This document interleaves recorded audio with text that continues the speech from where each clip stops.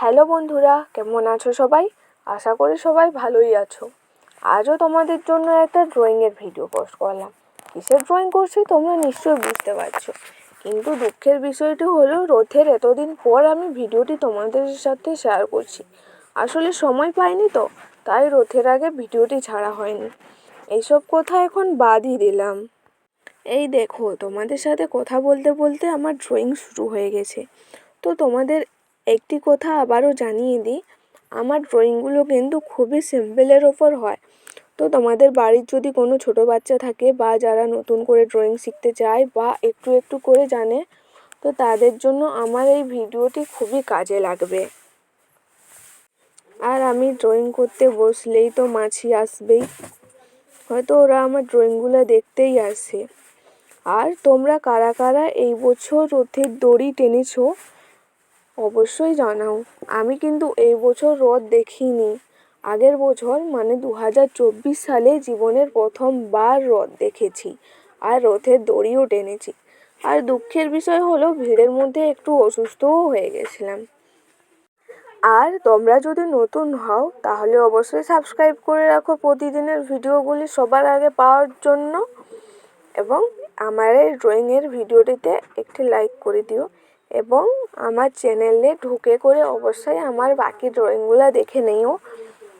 আর যারা যারা আমার এই ভিডিওটিতে কমেন্ট করবে, পরের ভিডিওটিতে তাদের নাম নেব।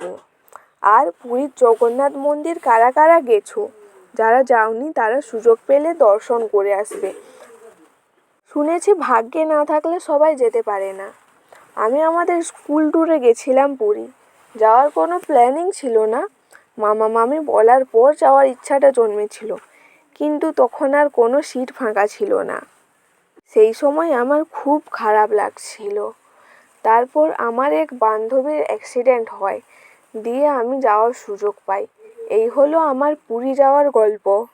আরও শুনেছি পুরীর জগন্নাথ দেবের মন্দিরের ছায়া নাকি দেখা যায় না, আর যেদিকে বাতাস দেয় তার উল্টো দিকে পুরীর যে মন্দিরের ওপরে যে পতাকাটা থাকে সেইটা বাতাস যেদিকে দেয় তার উল্টো দিকে উড়ে।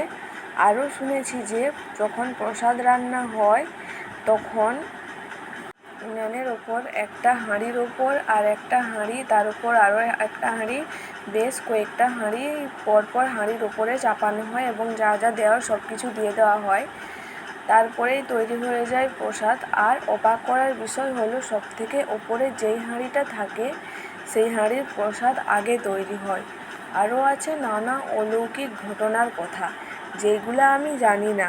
তোমরা হয়তো জানবে, তোমরা জানলে অবশ্যই আমাকে কমেন্ট করে বলো। আর এই যে দেখো আমার ড্রয়িং এতদূর হয়েছে, আর কেমন লাগছে আমার এই ড্রয়িংটি অবশ্যই কমেন্ট করে জানাও। আর যদি নতুন হও তাহলে প্রতিদিনের নতুন নতুন ভিডিওগুলি পাওয়ার জন্য অবশ্যই সাবস্ক্রাইব করে রাখো। আর অবশ্যই লাইক করে দিও এবং কমেন্ট করে বলো জয় জগন্নাথ।